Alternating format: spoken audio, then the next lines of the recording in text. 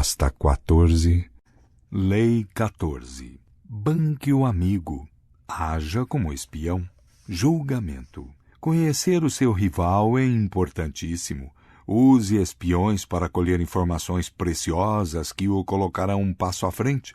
Melhor ainda, represente você mesmo o papel de espião. Em encontros sociais, aprenda a sondar. Faça perguntas indiretas para conseguir que as pessoas revelem seus pontos fracos e intenções. Todas as ocasiões são oportunidades para uma ardilosa espionagem. A lei observada. Joseph Douvain foi indubitavelmente o maior marchand do seu tempo. De 1904 a 1940, ele monopolizou quase sem ajuda de ninguém o mercado milionário das coleções de arte. Mas um ricaço o evitava, o industrial Andrew Mellon. Antes de morrer, Douvain estava determinado a fazer de Mellon um cliente. Os amigos de Douvain diziam que esse era um sonho impossível. Mellon era um homem frio e taciturno. As histórias que lhe contavam sobre o agradável e falador Douvain o deixavam arrepiado. Deixou claro que não tinha nenhum desejo de conhecer o homem.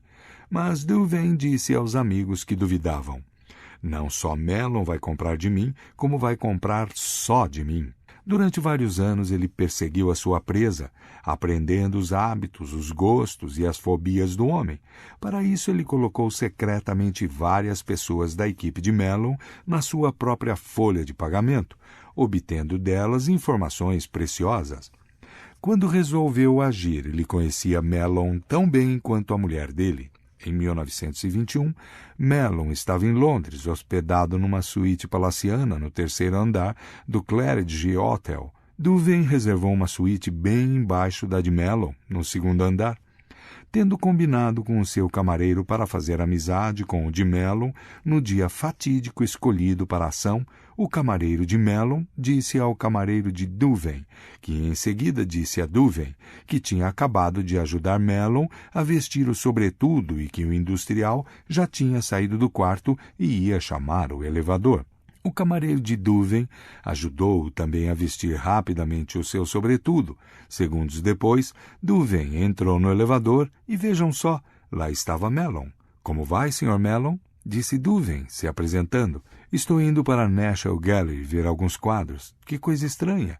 Era para lá exatamente que Mellon estava indo. E assim, Douvain pôde acompanhar a sua presa até o único local que lhe garantiria o sucesso. Ele conhecia o gosto de Mellon de trás para frente. Enquanto os dois vagavam pelo museu, ele fascinou o magnata com o seu conhecimento. Mais uma vez, era fantástico como os dois tinham gostos tão semelhantes. Mellon estava surpreso. Este não era o Douvain que esperava. O homem era encantador e agradável e nitidamente dono de um gosto sofisticado. Quando voltaram para Nova York, Mellon visitou a galeria exclusiva de Douvain e se apaixonou pela coleção. Tudo, que surpreendente, parecia ser exatamente o que ele desejava colecionar. Pelo resto da sua vida, ele foi o melhor e mais generoso cliente de Douvain. Interpretação. Um homem tão ambicioso e competitivo como Joseph Douvain não deixava nada ao acaso. De que adianta improvisar ou apenas esperar conseguir chamar a atenção deste ou daquele cliente? É como atirar no escuro. Arme-se com um pouco de conhecimento e a sua pontaria vai melhorar. Mellon foi a captura mais espetacular de Douvain, mas ele espionou muitos milionários, colocando secretamente na sua própria folha de pagamento membros da equipe de empregados domésticos de seus clientes. Ele tinha acesso constante a informações valiosas sobre as idas e vindas de seus patrões, mudanças de gostos e outras pequenas notícias que o colocavam um passo à frente. Um rival de Douvain, que desejava ter como cliente Henry Frick, notou que sempre que visitava este rico nova-iorquino, Douvain chegava antes, como se tivesse um sexto sentido. Para outros marchands, Douvain parecia estar por toda parte e saber de tudo antes deles. Seus poderes os desencorajavam até que muitos simplesmente desistiram de correr atrás de clientes ricos que poderiam fazer a fortuna de um marchand. Assim é o poder da espionagem bem feita. Faz você parecer onipotente, clarividente. O conhecimento que você tem da sua vítima pode também fazer você parecer encantador, capaz de prever tão bem os seus desejos. Ninguém vê a fonte do seu poder, e o que não se pode ver, não se pode combater. Governantes enxergam através de espiões, as vacas através do cheiro, os brahmanes através das escrituras, e o resto do povo vê com seus olhos normais. Kautilya, filósofo indiano, século III a.C. As chaves do poder. Na esfera do poder, o seu objetivo é um certo grau de controle sobre acontecimentos futuros. Parte do seu problema, portanto, é que as pessoas não lhe dirão tudo o que pensam, sentem e planejam. Controlando o que dizem, elas quase sempre mantêm ocultas as partes mais críticas da sua personalidade, suas fraquezas, seus motivos secretos, suas obsessões. O resultado é que não se pode prever seus movimentos e fica-se constantemente no escuro. O truque é achar um meio de sondá-las, descobrir seus segredos e intenções ocultas, sem deixar que saibam o que você está pretendendo fazer. Não é assim tão difícil como você pensa. Uma fachada cordial permitirá que você colha informações sigilosas de amigos e inimigos igualmente. Deixe que os outros consultem o horóscopo ou as cartas do tarô. Você tem meios mais concretos de ver o futuro. A maneira mais comum de espionar é usando outras pessoas, como fez Duveen. O método é simples, eficaz, mas arriscado. Você certamente obtém informações, mas tem pouco controle sobre as pessoas que estão fazendo o trabalho. Talvez por inépcia elas revelem a sua espionagem ou até secretamente se voltem contra você. É muito melhor ser você mesmo o espião, posar de amigo enquanto sigilosamente colhe informações. O político francês Talleyrand foi um dos maiores praticantes desta arte. Ele possuía uma incrível habilidade para arrancar segredos das pessoas em conversas amáveis. Um contemporâneo, o barão de Vitrolles, escreveu: inteligência e graça marcavam as suas conversas. Ele possuía a arte de dissimular seus pensamentos ou a sua malícia sob o véu transparente das insinuações, das palavras que sugerem mais do que dizem. Somente quando necessário, ele injetava sua própria personalidade. Aqui, a chave é a habilidade de Talleyrand em se subtrair nas conversas, fazer as pessoas falarem sem parar sobre elas mesmas e, inadvertidamente, revelarem seus planos e intenções. Durante toda a sua vida, as pessoas disseram que Talleyrand era um soberbo conversador e, no entanto, ele dizia muito pouco. Jamais falava sobre as suas próprias ideias, fazia os outros falarem das ideias deles. Organizava jogos cordiais, com charadas, para diplomatas estrangeiros, reuniões sociais, onde, entretanto, ele pesava cuidadosamente o que eles diziam, com agrados obtinha deles confidências e colhia informações preciosas para o seu trabalho como ministro das Relações Exteriores da França. No Congresso de Viena, 1814-1815, ele fazia a sua espionagem de outra forma. Deixava escapar o que parecia ser um segredo, na verdade, algo que tinha inventado. Depois observava as reações dos ouvintes. Ele inventava uma história para um grupo de diplomatas, por exemplo, contando que soubera, por fonte confiável, que o czar da Rússia planejava prender o seu primeiro general por traição. Observando a reação deles, ele saberia quem se entusiasmava mais com o enfraquecimento do exército russo. Talvez seus governos tivessem planos com relação à Rússia. Como disse o barão von Stetten, Monsieur Talleyrand atira para o ar para ver quem salta pela janela. Nas reuniões sociais e encontros inocentes, preste atenção, é quando as pessoas baixam a guarda. Abafando a sua própria personalidade, você pode fazê-las revelar coisas.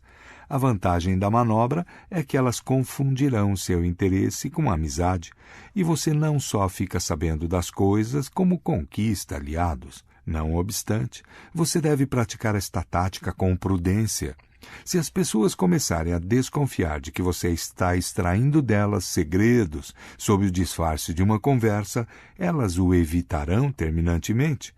Dê ênfase ao bate-papo amigo, não às informações preciosas. Sua busca de preciosidades não pode ser óbvia demais, ou suas sondagens revelarão mais sobre você mesmo e as suas intenções do que sobre o que você quer saber.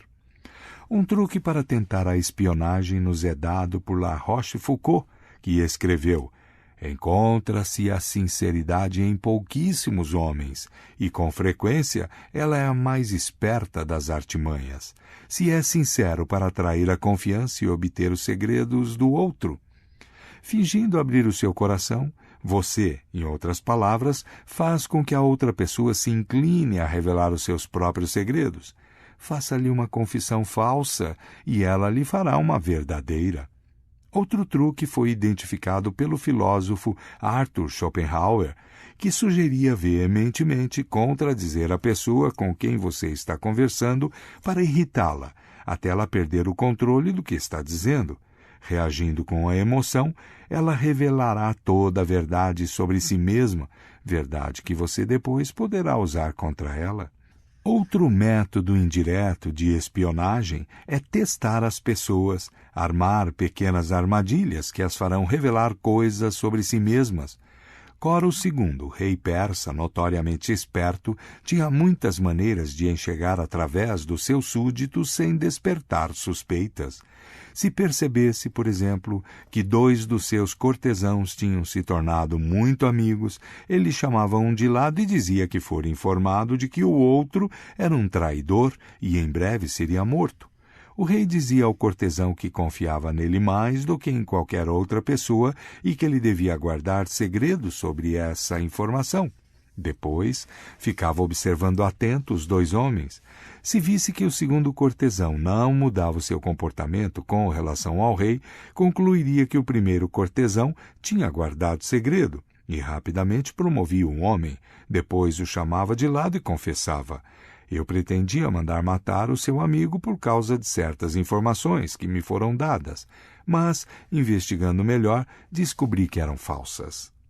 Se, por outro lado, o segundo cortesão começasse a evitar o rei, tenso e distante, Coros saberia que o segredo fora revelado. Ele expulsaria o segundo cortesão da corte, lhe diria que tudo não passara de um teste, mas que, embora o homem não tivesse feito nada errado, não poderia mais confiar nele. O primeiro cortesão, entretanto, tinha revelado um segredo, e a ele Coros expulsaria do seu reino. Pode parecer uma forma estranha de espionagem que revela não uma informação empírica, mas o caráter de uma pessoa. Com frequência, entretanto, é a melhor maneira de solucionar problemas antes que eles apareçam. Ao tentar fazer com que as pessoas cometam determinados atos, você fica sabendo sobre a sua lealdade, honestidade e outras coisas mais. E este tipo de conhecimento quase sempre é o mais valioso de todos. Com essa arma, você pode prever como as pessoas agirão no futuro. Imagem. O terceiro olho do espião. Onde todos têm 2 olhos, o terceiro olho lhe dará a onisciência divina. Você enxerga mais e melhor dentro deles. Ninguém está livre do olho, só você. A autoridade. Ora, o que faz um soberano brilhante e um sábio general conquistarem sempre o inimigo e suas realizações superarem as dos homens comuns é a presciência da situação do inimigo. Essa presciência não vem dos espíritos, nem dos deuses, nem de uma analogia com acontecimentos passados, nem de cálculos astrológicos. Deve ser obtida de homens que conhecem a situação do inimigo, dos espiões. Sun Tzu, A Arte da Guerra, século IV a.C. O inverso.